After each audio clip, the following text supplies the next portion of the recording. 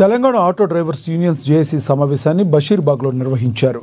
నిరుద్యోగం రూపుమాపాలన్న సదుద్దేశంతో రేవంత్ రెడ్డి ప్రభుత్వం ఓఆర్ఆర్ లోపల 60,000 కొత్త ఆటో రిక్షా పర్మిట్లను జారీ చేయడానికి ఉత్తర్వులు జారీ చేసిందన్నారు.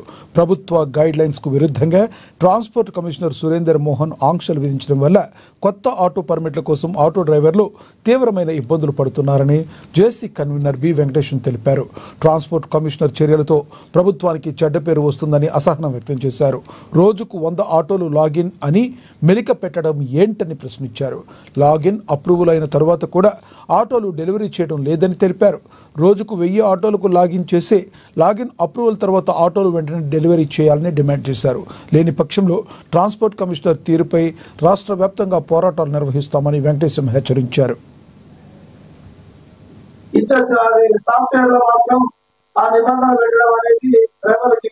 మీ సేవలు ఆన్లైన్లో ఇవ్వకుండా ఓన్లీ షోరూమ్లకే ఇచ్చి షోరూమ్ల దగ్గర కూడా రోజుకు 100 మందికే లాగిన్ చేసుకోవడానికి అవకాశం ఇచ్చారు.